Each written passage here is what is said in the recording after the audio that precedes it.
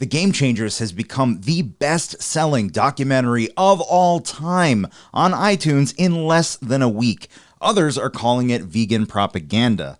Well, in this video, I'm going to share with you my top 3 pros and top 3 cons of the documentary coming up. I'm Dr. Karthik Ramanan. I'm a licensed naturopathic physician specializing in integrative mental health and lifestyle medicine. I help ambitious individuals end self-criticism with tools and strategies to create optimal, everyday mental health. So, if you're new here and you know that you need to get out of your own way, silence that negative voice in your head, I'm here for you. Hit that subscribe button right now. Let's go. Nutrition is a touchy, ultra-sensitive subject for a lot of people, and I get it. We are literally what we eat. There's an emotional connection and an identity associated with how we eat. So when somebody comes by and says that how we eat is wrong, well, it's easy to feel like we're being attacked. There is no one study that proves a right way of eating for every single person. There's no proof in nutrition or medicine. So let's just get that out of the way first.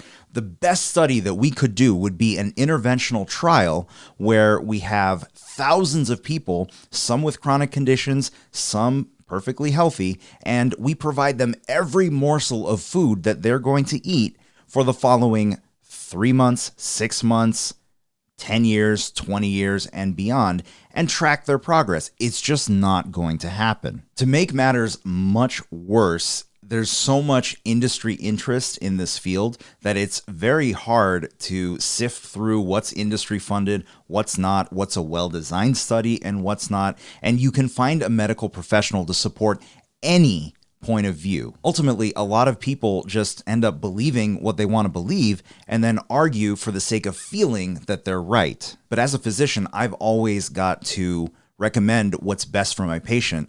Health professionals, licensed health professionals, have a license that's on the line. We can't just give out health advice that may or may not be correct or may have a adverse effect 20 years down the road.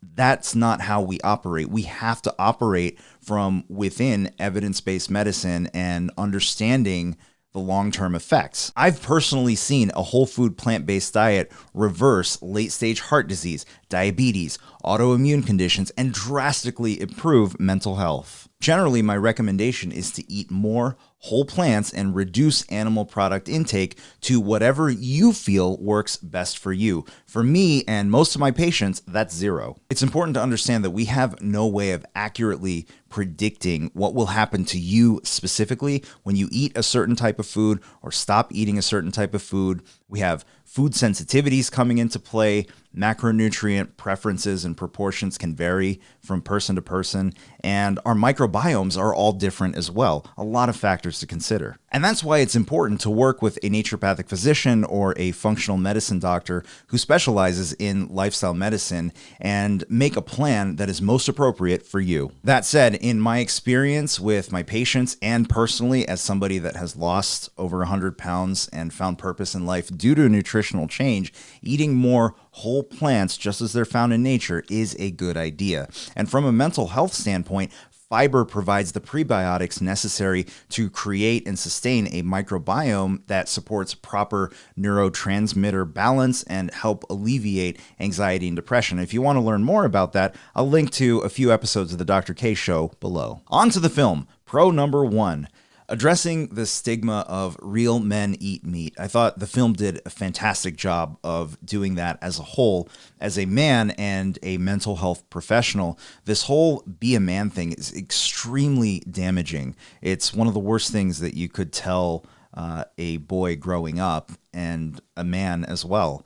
The film did a great job of really proposing a different view of masculinity, at least one that is not tied to a certain type of eating. Number 2, I thought it was extremely inspiring. Really, when you can show that something can be done, in this case, peak athletic performance and building muscle on a whole food plant-based diet, our minds shift from figuring out all the ways why it cannot happen to figuring out, how can I make this happen?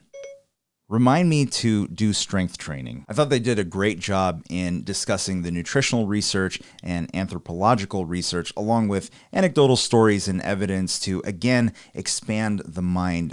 there's no such thing, again, as proof in medicine.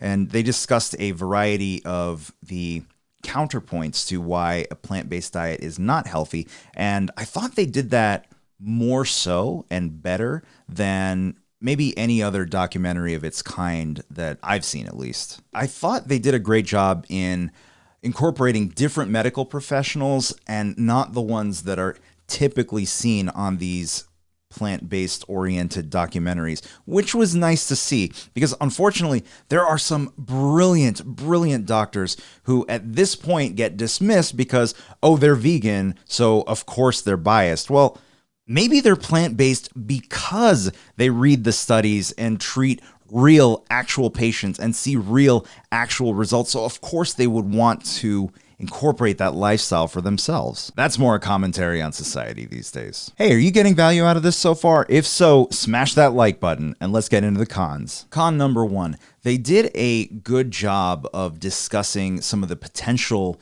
shortcomings nutritionally on a plant-based diet, which includes vitamin B12. And they did a good job of describing that situation because B12 deficiency is common among a major cross-section of the population because of sanitation that we have in modern society, which is a good thing. What they didn't talk about was the omega-3 issues, specifically DHA and EPA. Now, fish provide a major dietary source of these fatty acids, but for plant-based eaters, we can actually get it directly from the source, which is algae. So if you look for an algae-based omega-3 supplement, you're covered there. I do wish that the film had covered that. Number two, I would have loved to see microbiome research stated further because the effect that the microbiome has on our immune function, our mental health, and more is just massive, and more people need to know about that. And number three, I think they could have done a better job making a distinction between a vegan diet and a plant-based diet, and specifically a whole food plant-based diet. Because one of the things that I'm worried about as a physician going forward is the increased availability of mock meats like Impossible Burger. Now look, from an ethical standpoint and an environmental standpoint, those are better options, agreed. But from a health standpoint, not so much. See, if the trend continues, I think we're going to start seeing less and less of a benefit in the research studies because what constitutes a plant-based diet is going to get very, very cloudy. Remember, the closer that we eat to nature, the better off we'll be. So there you have it. Should you see the game changers? Well, if you have an open mind, I would say yes, absolutely. Now, if you're firmly entrenched in the plant-based camp or any other camp, honestly, it probably won't move the needle for you. Question of the day, what did you think of the Game Changers documentary? Let me know in the comment section below. I read and respond to every comment. Until next time, I believe in your greatness.